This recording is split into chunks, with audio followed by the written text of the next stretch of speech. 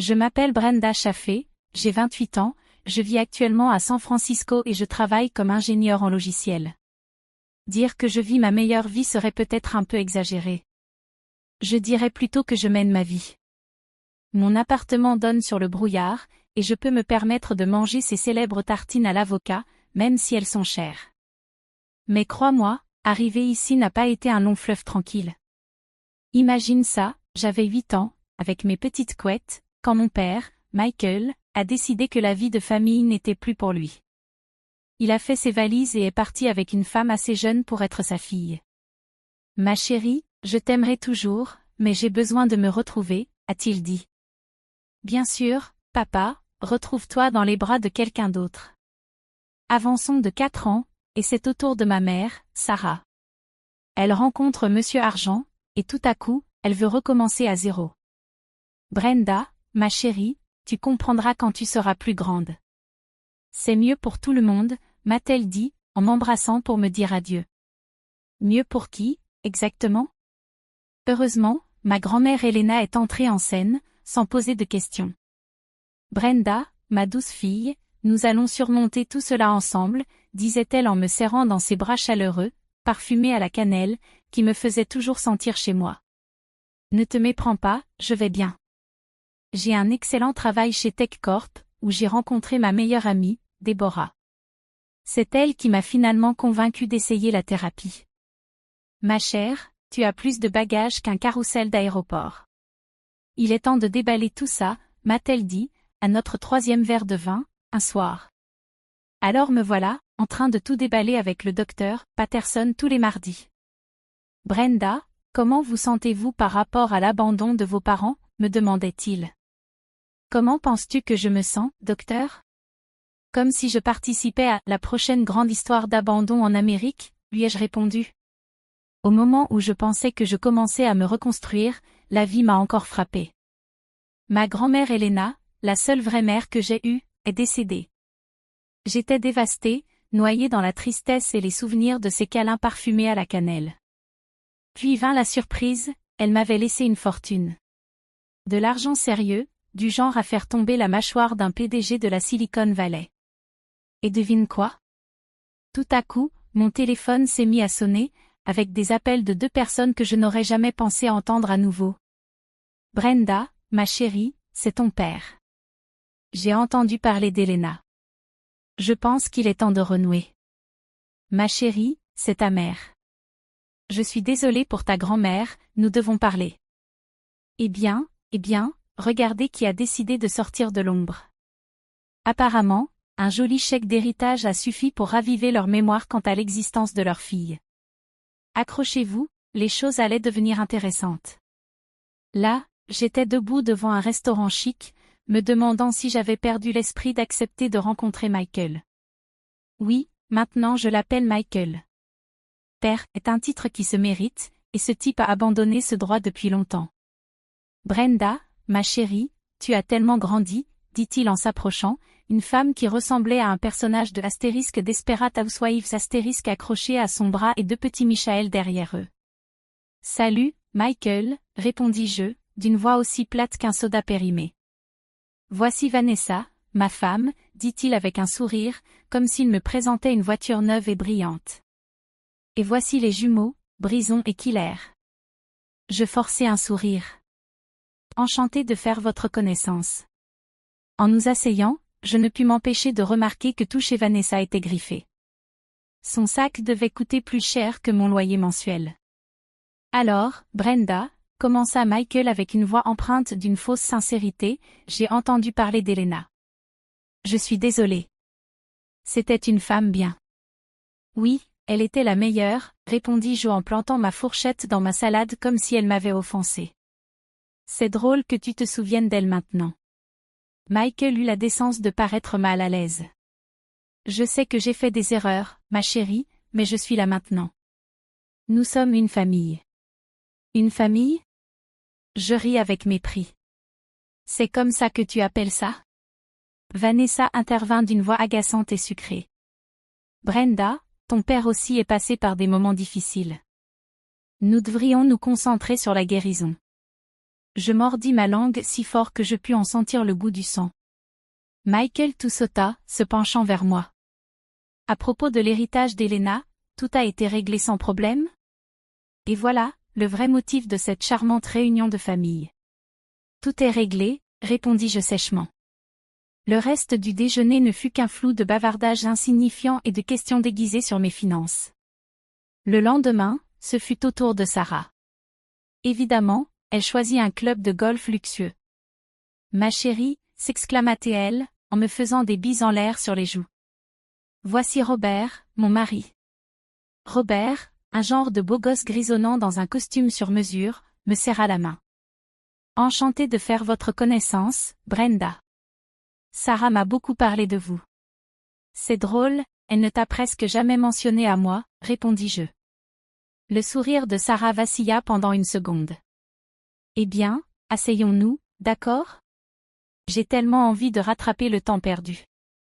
L'heure suivante, j'ai été bombardée d'histoires sur les œuvres de charité de Sarah, les galas et ses connexions sociales. C'était comme écouter un podcast des Kardashians en vitesse de X.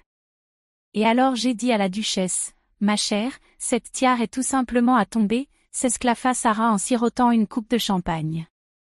Fascinant, murmurai-je, regardant ma montre et me demandant si je pouvais simuler une urgence médicale pour m'échapper. Robert toussota, en me regardant. Tu sais, Brenda, les temps sont un peu durs ces derniers temps. Certains de mes investissements n'ont pas donné les résultats escomptés. Je levai un sourcil. Sarah interrompit avec un sourire forcé.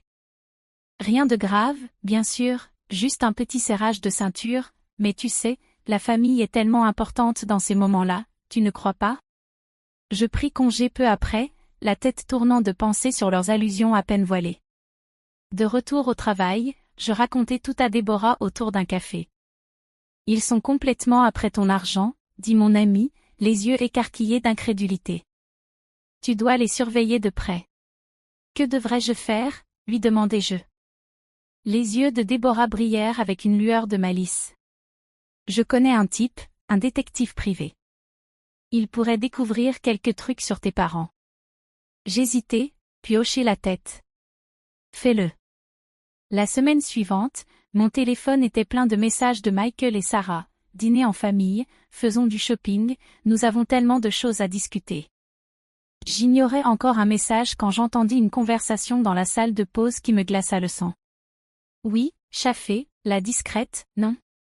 J'ai entendu dire que sa grand-mère lui a laissé des millions. Je me figeai, ma tasse de café à mi-chemin de mes lèvres. Comment savait-il pour mon héritage? Et si eux savaient, qui d'autre était au courant? En retournant à mon bureau, mon téléphone vibra à nouveau. Un autre message de Sarah. Chérie, nous devons discuter de l'héritage familial. C'est ce qu'Elena voulait que nous fassions. Je serrai les poings, une colère froide montant dans mon ventre.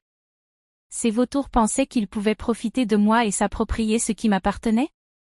Ils se trompaient lourdement.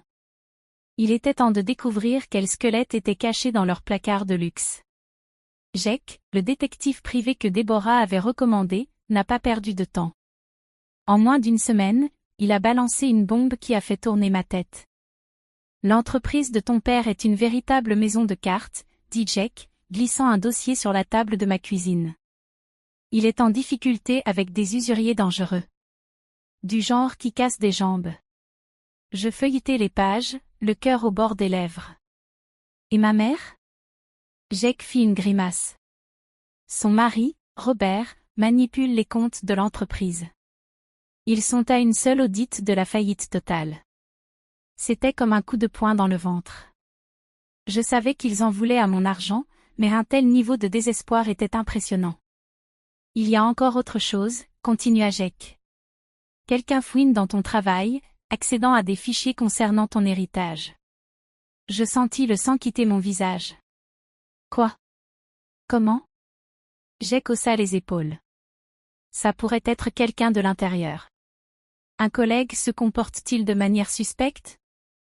Mon esprit s'emballa, me rappelant des ragots entendus dans la salle de repos et de l'intérêt soudain de personnes qui ne m'avaient jamais prêté attention auparavant. Tout commençait à prendre sens. J'ai une idée, dis-je, en élaborant un plan dans ma tête. Tu pourrais organiser une réunion avec un conseiller financier, fictif? Jake sourit. Maintenant tu commences à réfléchir. Je connais l'homme parfait.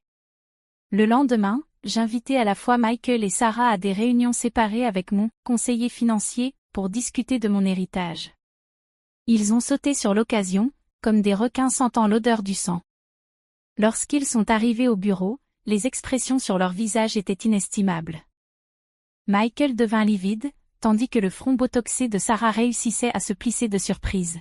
« Qu'est-ce qui se passe ici ?» s'exclama Michael.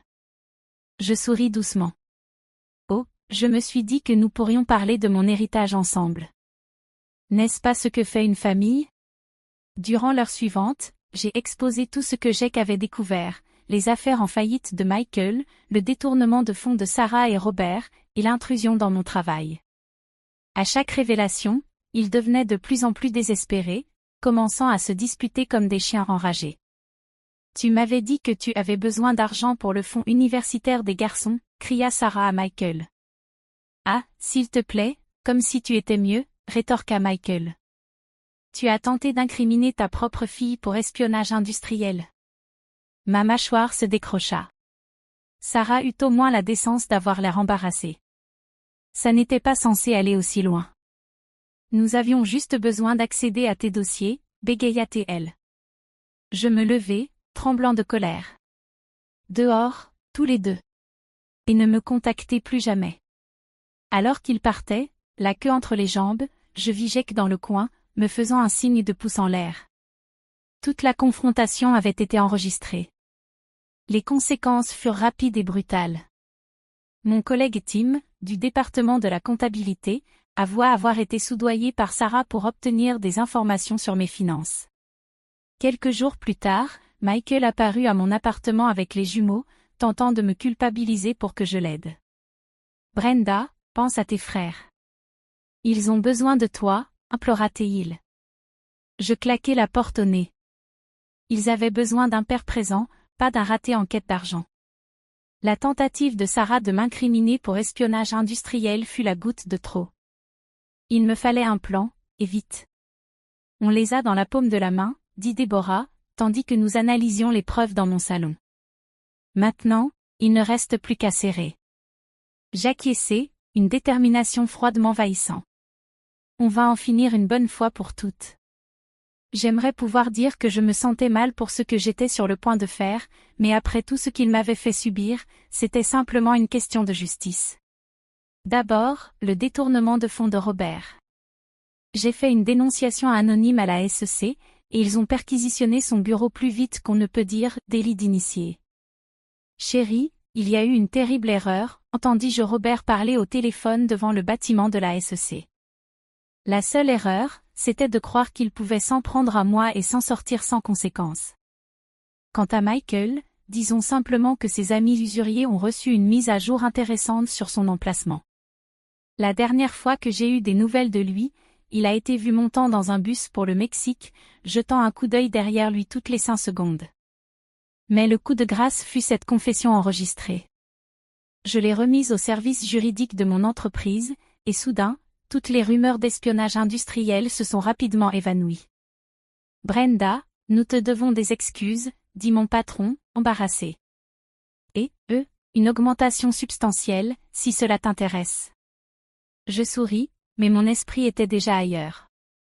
En fait, je suis prête pour un nouveau défi. Déborah s'est lancée à fond lorsque je lui ai présenté l'idée, notre propre entreprise de technologie. Fille, tu parles ma langue. Nous avons utilisé une partie de mon héritage pour démarrer l'affaire, mais ce n'était pas tout. La maison de grand-mère Elena? Je l'ai transformée en un refuge pour enfants abandonnés ou maltraités. Cela semblait juste, comme si elle continuait à aider les gens même après son départ. Cet endroit va changer des vies, dit Déborah alors que nous étions devant le refuge fraîchement rénové. J'acquiesçai, sentant un nœud dans la gorge. Ça change déjà. Debout, regardant par la fenêtre de mon nouveau bureau avec vue sur l'horizon de San Francisco, je sentis un poids s'envoler de mes épaules. Le passé était derrière moi. L'avenir m'appartenait. L'histoire est terminée, mais j'ai une question pour vous. Si vous étiez à ma place, auriez-vous dévoilé les manigances de vos parents ou leur auriez-vous donné une autre chance? La famille, c'est compliqué, non? Laissez vos pensées dans les commentaires.